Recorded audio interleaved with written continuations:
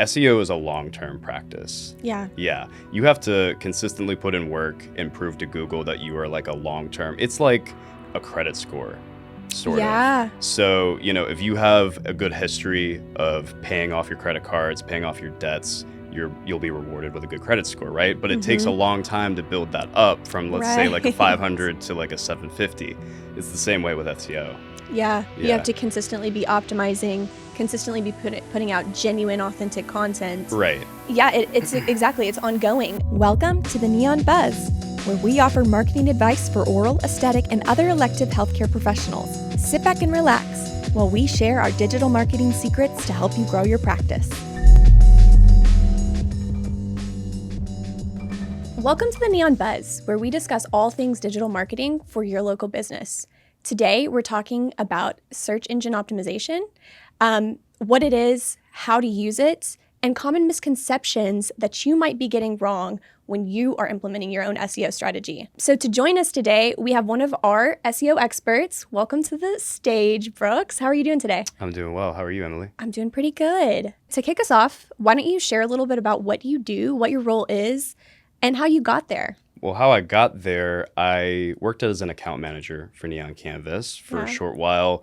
I got to learn the ins and outs of orthodontic practices, how that worked, got more comfortable with clients and just talking to them, learning their struggles and pain points. Sure. Right. I think it's funny, actually, that, you started out as an account manager. So some of our viewers might actually remember you. Yeah. Brooks didn't go anywhere. Brooks Hey is to right here. everybody who recognizes me. Miss you.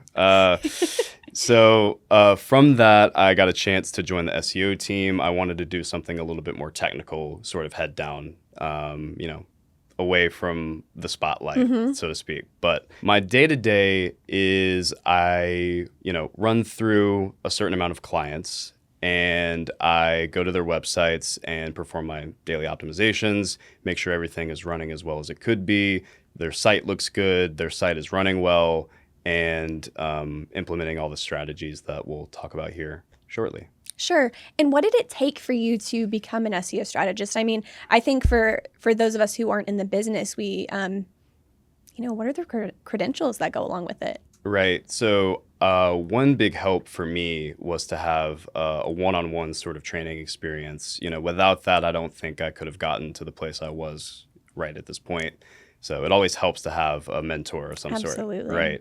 But in addition to that, I've used some resources online. Right now, if you wanted to get into SEO, I think it's the most approachable and easiest time too. So I use platforms like HubSpot, has a great sort of like blogging ecosystem and also a great training module called HubSpot Academy that I've learned a lot through.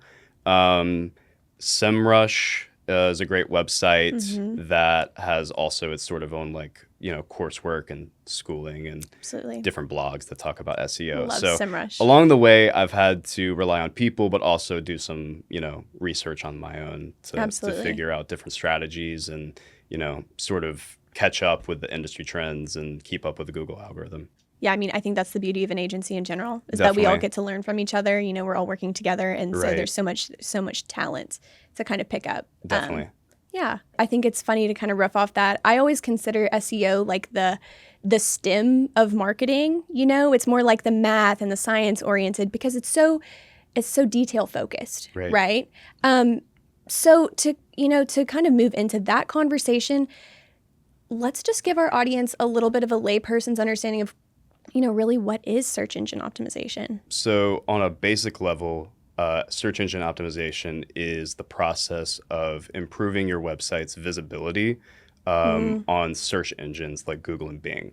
There are a lot of aspects to it. We'll get into it, but generally it's just improving the front face of your website and of your business and how it appears on search engines. Sure. And I think, to be able to make sure that when people are asking a question on Google, your practice is the answer, ultimately. That's right. And so when you're doing your day-to-day, what is it like? Like, what does search engine optimization entail? There's 3 types of SEO. There is on-page SEO, which is content. So in that aspect, I'm writing copy, I'm editing existing copy, just making sure that all the writing on a web page is as good and optimized for SEO as Right. possible. That's my world. Right. Yeah, I know you know about it. But then there's off-page SEO, which is a little bit more, again, off-page. So you're doing things that bring in visibility from other websites to an existing website. Okay. And then third is technical SEO, which is sort of the more... It's the STEM side. Yeah, the STEM side. When Yeah, I we're don't know how talking else about to that. say it. It's technical. So Yeah. there you're editing certain tags and meta descriptions, which are...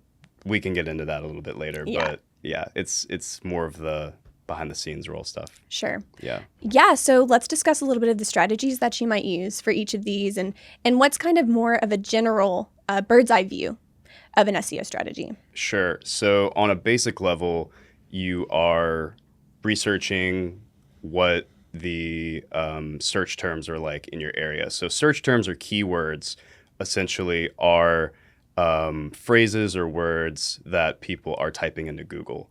And, a lot of people may think that they know what people are searching without actually having an insight to it. This is the sort of like ground laying of like, what are people looking for in my area? That might be, different compared to another region or another type of business. So there's a lot of work that goes into the basic research. Yeah, and so what might that look like? Because I guess in my mind I'm thinking, like there's always the orthodontist near me, example. So is that what people are searching, or is like, how does that work? That is probably one of the most searched terms you'll see. And, you'll have that, but you also have basic, more sort of like cropped search terms like orthodontist Memphis, right? Right. Because how we used to use Google is, back in the day, people would type in full sentences and say, where is the best orthodontist in Memphis in my location, et cetera, et cetera. But now that people realize that, Google takes little snippets and they don't have to work as hard, it's become a little bit more of a short term sort of focus, right? Right. Well, we kind of started off like back in the day. I mean, I remember like 2010, the Google searches were much more like caveman SEO. Exactly. It was like word plus word plus word. And you're just kind of stringing these little things along to try to get what you want. Like restaurant, Memphis, now. Like it's super simple. Google is getting better, of course. Their algorithm has gotten a little bit better, but it's still not able to do, those full-fledged questions like you were talking about. So where does that leave us? Well, we look ahead to AI as sort of not a solution, but just a different sort of methodology to it. Because now you can type in more fuller sentences, and Google's AI overview, which is if you've ever searched something in the past few months, you'll see like a little snippet of information that it pulls. So it's more able to answer full questions now. So now with that, we have to kind of rethink how we incorporate that into our websites. And that leads me to just publishing genuine content is the best way to do that, in my opinion. Yeah, because I think at the end of the day, like I said earlier, you want Google to think you are the best answer to its searchers' questions because, we were discussing earlier, your goal is Google's goal. That's right. They're one and the same. Google wants to provide a good answer. You want to be that answer. So the content is the best way to do that. Of course, you have to have all the technical SEO, the off-page SEO that's working in the background, but the content is probably one of the most hands-on places that maybe our clients might be able to tackle. Yeah, content is king. So if you are a subject matter expert, or if you have subject matter experts who are publishing content on your site, utilize them and make sure that they're speaking from a genuine place, an authentic place, and you'll rank well on Google. Sure. Genuinely. And with one caveat, though, because, I think that we talk a lot about, like, around here, sure, you want to be the subject matter expert, and that's super important because that's something that you offer that not everybody does. Right. But at the same time, going back to the thing that you said of like, we don't know what people are searching. So that's why you have to have a good keyword strategy so that you are answering questions that are already being asked. Of course. That you're not just saying things about things that, people aren't looking up or people don't care about. That's right. Right. So you have to lay the groundwork. You have to figure out, the sort of scene, right? And based off of that, then you can base your content, your topics, off of those sort of inquiries and then build from there. Sure. So what are some of the tools that you might use to kind of help you do this? Yeah, so we use a tool called SEMrush. Search engine marketing is the acronym. I love SEMrush. Yeah, it's great. So that is just one of many tools we use, but you're allowed to go in and search for any keyword, and it will pull up how much search volume, so how many searches per month that is getting, and that's a huge help. In determining, what is worth going after and what's worth maybe leaving on the cutting room floor. Sure. And sometimes you can, even search by location. And it's very interesting, just from zooming out a little bit, it's interesting to see what people are searching versus what they're not. Right. Or the ways they're asking questions might not be the way that you're thinking they are. So that's some really good background. Definitely. What are some other considerations? I'm thinking like Google Business Profile, Google Maps Pack, because, a lot of people, when they think about SEO, their mind automatically goes to what's called traditional SEO, where it's like, the brand Coca-Cola might be trying to rank nationally. Our clients aren't really trying to rank nationally. They're trying to rank locally so that their, clients, their patients are able to find them more easily. That's right. So what's the difference between traditional SEO and local SEO? Yeah, so think of it like this. If I'm aiming for traditional SEO, I'm going to try to rank for the word soda if I'm Coca-Cola, right? Because that's at the basic level, just like a one-word phrase that I identify with, and I'm trying to rank for it nationally, globally. Local SEO is a little bit more narrow in its focus. So, obviously, if you're trying to find an orthodontist, you're not going to type the word orthodontist into Google and expect to find, everything you want. You want something a little bit more refined. So, for example, like orthodontist Memphis, right? Or orthodontist St. Louis, braces, Kansas City. So these are terms that, you want to rank for. And it's not only that, it's that you want to make sure that what long tail keywords are being searched in your area as well. And long tail keywords are sort of that, more fuller sentence phrasing we talked about earlier. So basically it's global level versus, city, state, sort of regional level. Sure. And I think too, when it comes to local SEO, a lot of those are, geolocation based, right? A lot of those searches are. So like if you search a restaurant, like Chili's, for example, I search Chili's, it's going to not just show me, the most nationally ranked Chili's. It knows where I'm, where I'm located, and it's going to show me the ones that are closest. So it's kind of similar in that way. But in order to show up on the Google Maps pack, where you see that GPS map area for businesses, or to show up with your Google Business Profile, what are some things that you need to do? Right. So make sure you optimize it. So make sure that you are updating that Google Business Profile as often as you can. One thing that I work with is making sure all of our blog posts, the latest ones, are added to that Google Map Pack or that Google Business Profile as soon as they get uploaded. So if you're consistently updating that information, if you change your hours, make sure they're updated on Google My Business.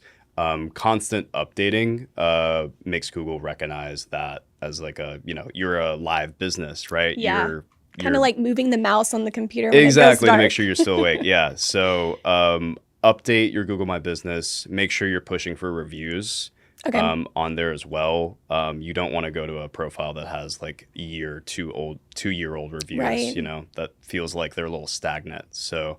Sure. Yeah. And I think also making sure that your name, address, phone number is consistent across all websites. Yeah. That way Google knows that it's not, it's not scammy. Exactly. You want to be sure that everything is professional, even in these super technical things that you might not really remember. Right. So here's a question that I have though, because we mentioned like orthodontist near me. Okay. We mentioned geolocation. We mentioned all these different things. Of course, you want to appear at the top if someone types in orthodontist near me. And that is something people search. But does exist what, I've been calling the orthodontist near me trap.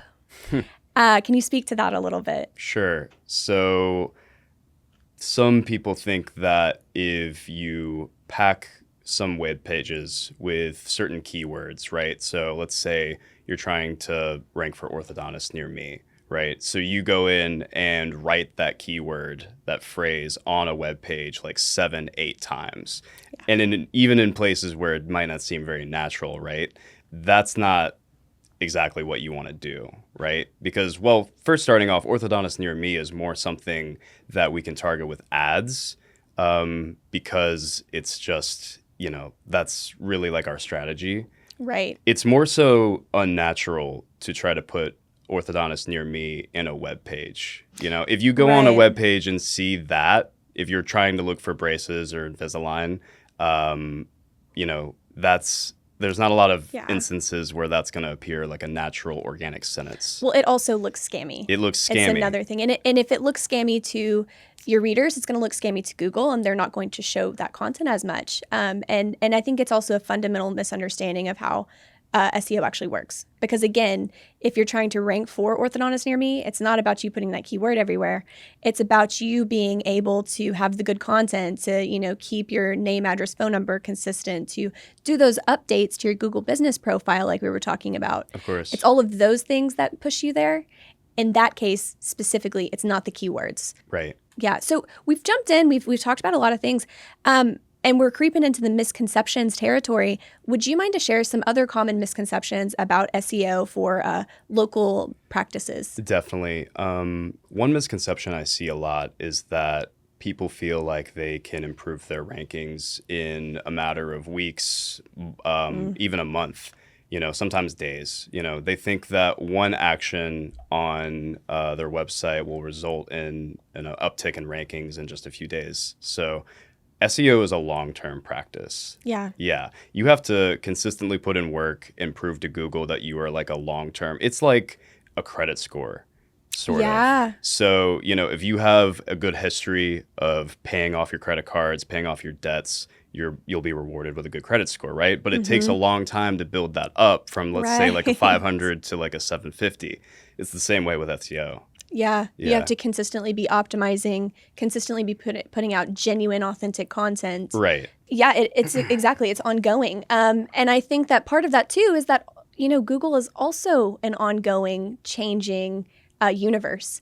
And so not only are you going to have to build that credit score, but you're also going to have to adjust as Google adjusts. That's right. And that takes time because Google doesn't just put out how their algorithm works, right? You have to figure it out. You have to learn over time. Right.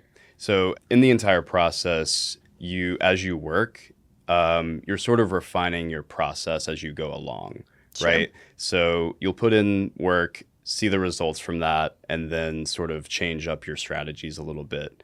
In small ways. I would say you keep the same strategy, but you change up your tactics, right? Right. So if, you're doing well for a certain key phrase, right, and another page, another sort of key phrase you're not doing well for, you might have to adjust your focus along the way. Sure. Right. And I think it's kind of intuitive. Yeah. For the way the platform works, and also as people change the questions that they're looking for, there's so many factors. I always say that like the internet is just like a microcosm of what we're living in daily life. So if daily life is complicated, the internet is complicated too. It takes a lot. Reflection, yeah. Yeah, it takes a lot of stuff. To speak on the algorithm, Google puts out updates. Google and Bing, by the way. We don't want to just focus on Google. We're also focusing on all search engines here because diversifying, your sort of portfolio in your work is really important. So, but when Google puts out updates, there are changes that come along with that might change how they, rank certain sites. So, that might be difference in content, difference in tone, fluidity, things like that. So you'll have to adjust your content as you go in certain instances to keep up with the algorithm changes. That makes sense. Okay, next myth. What are people getting wrong about SEO? Next myth is thinking that you can reuse content on your site. Oh, yeah. I cringe at that. Yeah, me too. So you want to make sure that you're publishing unique content that's different. And, if you're coming from a genuine place, if you're writing from an authentic place, generally you're going to like find new topics to write about, right?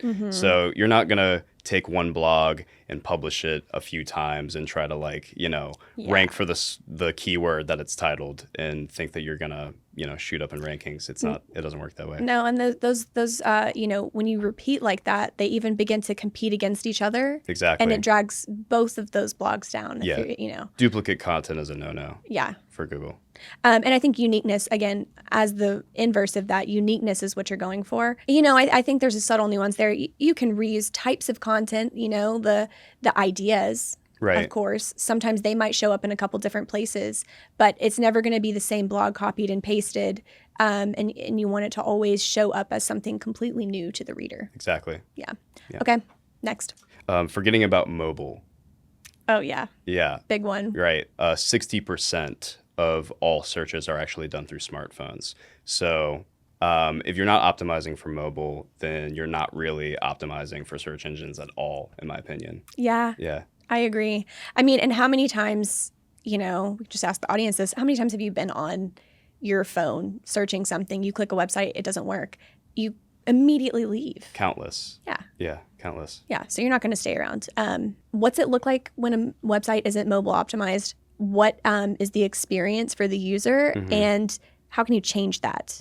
Yeah, when a website isn't mobile optimized, you have images that don't fit the borders of your device. You have text that runs off the screen. You have slow speeds.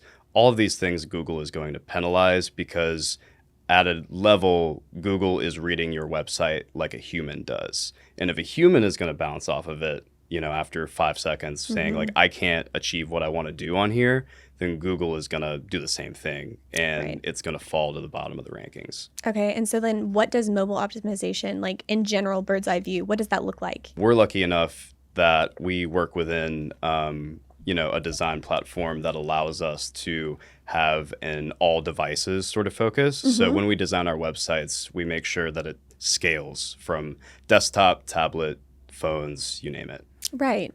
And that's WordPress. That's WordPress. Yeah. WordPress kind of does that for you automatically.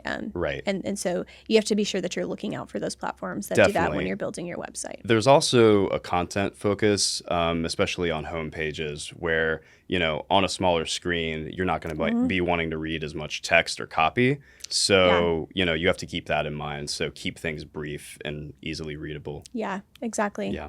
All right. So as we're closing out, I want you to give me some rapid fire takeaways that people at home can go and do on their own, or just kind of keep in the back of their mind as they're working on their SEO strategy. Definitely. Do not forget to tag your images with whatever keyword you want. Don't over rely on templates for content, because that's going to get you on a flow of making samey and sort of duplicate content like what we talked about. Don't forget about mobile, like we talked about. Right. Do be patient, because again, it's a marathon, not a sprint when it comes to SEO work and seeing the full fruition of that. Right. Absolutely. It's a credit score. Yeah. And do be genuine. And when I say genuine, I mean what content is actually going to be helpful and answer readers' questions, right? So if I'm typing in a question on Google, Google is going to give me content and sites that aim to their best of the ability to answer that question in full. Right. And if I'm just publishing content that relies on, weird scammy or tricky sort of keyword stuffing, as we called it, it's not actually helpful. Right. You're just, you're making content for the search engine, not for the user. So when I say be genuine, you're trying to make content for the actual reader. Which will then make content for the search engine. Which is what the search engine is designed to do in the first place. Absolutely. So think about that when you're, making your content. Absolutely. Yeah. All right. Well, Brooks, thank you so much for joining the show. And for everybody back home who's interested in learning more, feel free to ask us questions in the comments. We'd be happy to answer them. And just stay focused. Look out for our next episode of the Neon Buzz. We will be back in 2 weeks. Thank you so much. Have a great day. Thank you.